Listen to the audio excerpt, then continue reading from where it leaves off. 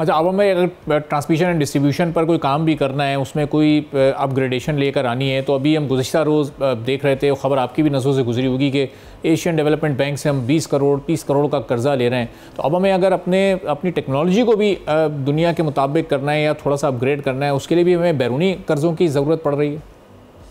असल में ये बिल्कुल आपकी ये कंसर्न भी काफ़ी हद तक ठीक है। हमें आल दो दुनिया टेक्नोलॉजिकल एडवांसमेंट के हवाले से कहाँ चली गई है।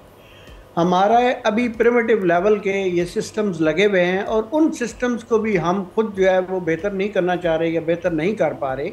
अगर हम वो जो भी कैपिटल कास्ट ऑलरेडी लगी हुई है उसी के अंदर ही रहते हुए अगर हम एफिशिएंसी लाएं तो बहुत फ़र्क पड़ सकता है।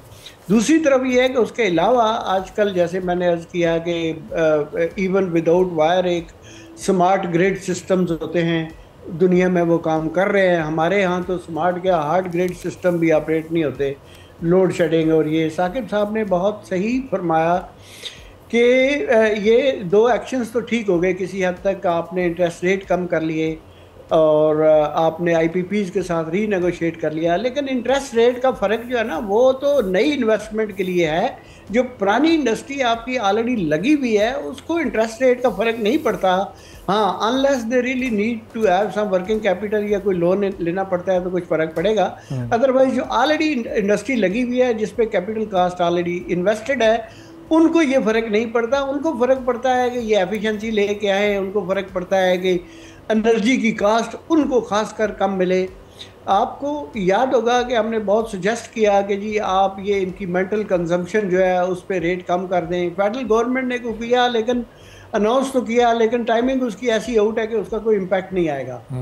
क्योंकि सर्दी के अंदर उसमें इनकी मेंटल यूटिलाइजेशन ऑफ इलेक्ट्रिसिटी वो पॉसिबल इसलिए नहीं है कि ऑलरेडी जो रेट ऑलरेडी है डोमेस्टिक कंज्यूमर तो बिलीव मी वो ऑलरेडी जो लास्ट ईयर उन्होंने नंबर ऑफ यूनिट्स कंज्यूम की थी उससे नीचे ही जा रहे हैं। दूसरी चीज़ ये सोलर वाला जो अल्टरनेटिव एनर्जीज वाली बिल्कुल ठीक बात साकिब साहब ने की।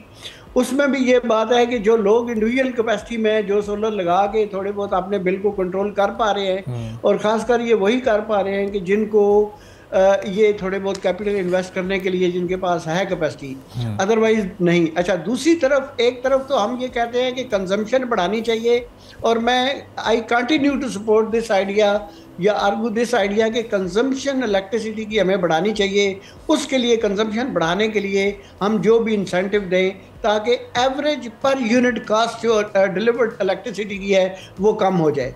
अच्छा, उस पे कंजम्पशन बढ़ाने के लिए कोई इंसेंटिव मुझे खास नज़र नहीं आ रहे। और उससे ये क्या, दूसरी तरफ एक और काउंटर पॉलिसीज़ हैं। अच्छा, उस काउंटर पॉलिसीज़ से कहने से पहले मैं बिल्कुल इस चीज़ को ये मैं एडमिट करना चाह रहा हूँ कि आल दो मैं फुली सपोर्ट करता हूँ कि पंजाब गवर्नमेंट ने ये गरीब लोगों को जो 1 लाख सोलर सिस्टम देने की कोशिश कर रहे हैं या मतलब वादा किया हुआ है वो बिल्कुल ठीक है। लेकिन दूसरी तरफ उसका इम्पैक्ट ये है कि तकरीबन 100 मेगावाट इलेक्ट्रिसिटी जो ऑलरेडी ग्रिड सिस्टम से जा रही है वो उसकी डिमांड और कम हो जाएगी। सो ये चीज़ जो उसकी क्योंकि डिमांड कम हो जाएगी तो आपको ग्रिड सिस्टम के ऊपर ऐसे इंसेंटिव देने चाहिए ताकि वो डिमांड कम ना हो, ताकि आपकी एवरेज कैपेसिटी चार्ज जो है वो कम ना हो। बिल्कुल। अच्छा, जो एग्रीमेंट्स कर रहे हैं, रीनेगोशिएट हो रहे हैं या टर्मिनेट, उन पे जो कमर्शियल टर्म्स होती हैं उस पे डिपेंड करता है कि इकानमी को कोई फ़ायदा उसका होगा या नहीं होगा। अब टू बी ऑनेस्ट मुझे नहीं पता कि किन कमर्शियल टर्म्स पे हो रहा है। अच्छा, अब कुछ प्रोजेक्ट ऐसे हैं जो नए लगे हुए हैं, उन प्रोजेक्ट्स को जनरली स्पीकिंग, कंसेप्चुअली स्पीकिंग, कि उन प्रोजेक्ट्स को तो अप फ्रंट अपनी कैपिटल कास्ट रिकवर करने की ज़रूरत है। लेकिन जो प्रोजेक्ट अपनी कैपिटल कास्ट या पे बैक पीरियड कर चुके हैं, वो क्रॉस कर चुके हैं वो वाली लिमिट, उनको तो टेक एंड पे नहीं, उनको टेक एंड पे लेके आ जाना। ये इस मैकेनिज्म का ये है कि जितनी यूनिट वो सप्लाई करें सिर्फ उन्हीं का पेमेंट हो, कोई कैपेसिटी चार्ज उनको पे ना हो। सो ये एक ऐसा कंसेप्ट है, अगर इस पे काम हो रहा है और आई एम श्योर SIFC के साथ ये कैपेसिटी या ये स्ट्रेंथ ज़रूर है कि इस एरिया में काम हो रहा है। सब्सक्राइब करें और बेल दबाएं ताकि कोई खबर रह न जाए।